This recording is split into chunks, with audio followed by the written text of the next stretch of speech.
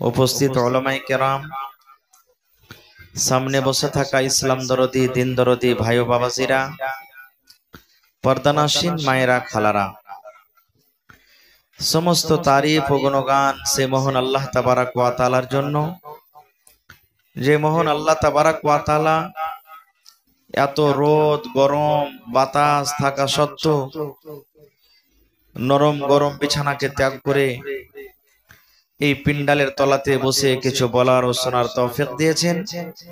তাই আমরা সে আল্লাহ তাবারাক ওয়া তাআলার প্রশংসা করি, অন্তর থেকে মুহাব্বতের সাথে সকলেই পড়েন আলহামদুলিল্লাহ। জোর করে পড়েন ভাই আলহামদুলিল্লাহ। তারপর আমাদের শেষ নবী হযরত মুহাম্মদুর রাসূলুল্লাহ পড়েন সাল্লাল্লাহু আলাইহি ওয়াসাল্লামের পর অগণন দারুদ শরীফ শান্তির ধারা বর্ষিত হোক, আমিন। আল্লাহুম্মা সাল্লি আলাইহি আল্লাহুম্মা বারিক আলাইহি। ভাই মুসলমান, আজকে আমি আপনাদের সামনে কোরআন মাজিদের দুখানা আয়াত তেলাওয়াত করেছি, সাথে আল্লাহর নবী মুহাম্মদ সাল্লাল্লাহু আলাইহি সাল্লামের একটা হাদিস পড়েছি। সে আয়াত এবং হাদিসকে সামনে রেখে আমি আমার বক্তব্য ইতি করব। আমা তাওফিকি ইল্লা বিল্লাহ। আল্লাহর কাছে দোয়া করি রব্বুল আলামিন আমি যা কিছু বলবো যেন সই হাদিস এবং কোরআন থেকে বলতে পারি এবং সাথে আমরা সকলে আমল করতে পারি, তার জন্য আল্লাহ আমাদেরকে তৌফিক দেন। পড়ুন আল্লাহুম্মা আমিন। ভাই মুসলমান, এটা ইংরেজিতে কোন মাস চলছে একটু বলেন তো আপনারা? ইংরেজিতে কোন মাস চলছে? আমার সভাপতি সাহেব বলে দিয়েছেন, আপনারা বলেন কোন মাস চলছে? মে মাস চলছে। আর আরবিতে জানি না। সুবহানাল্লাহ। ছোট্ট ছোট্ট বাচ্চাকে যদি আপনি জিজ্ঞাসা করেন আজ কয় তারিখ রে, 10 তারিখ, কোন মাস? তো মে মাস বলে দিবে সবাই। কিন্তু যেটা আল্লাহর দেওয়া নাম, আল্লাহ তাবারাক ওয়া তাআলা যে মাসের নাম নিজে রেখেছেন সেটা আমরা জানি না। কয়েকজন জানি, হয়তো যারা আরবিতে পড়ালেখা করেছেন তারাই জানছে, তাছাড়া জানি না।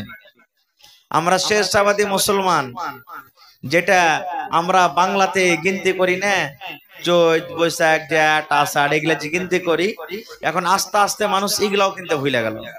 এগুলো আমরা জানি না, এগুলোও ভুলে গেছি। তো ভাই মুসলমান, আরবি মাসের এটা হলো কি জিকাদা মাস। কোন মাস?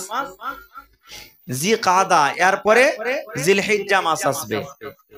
যে জিলহিজ্জা মাসের 10 তারিখে আমরা কি করব? কি করব জি ভাই? জোরে বলেন। কুরবানি ডাইরেক্ট কুরবানি করব নাকি?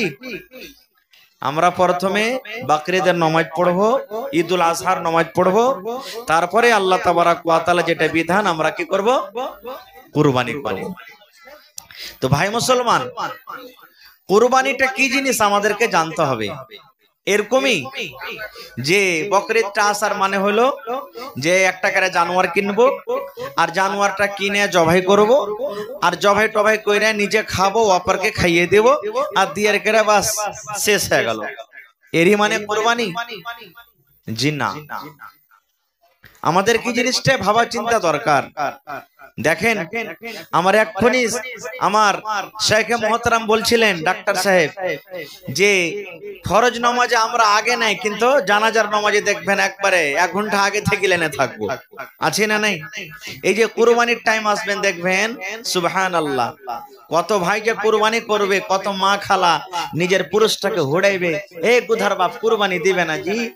তাই তো রে, হাতে তো টাকা পয়সা ওরকম দেখতে পাই না। কইছে ইয়ে ছিছি গে, কুরবানি না দিবে তো 5টা ছেলে পিলা আছে, কার দুয়ারে তাকাইবে? বলে না জি ভাই? বলছে কে? বলে না?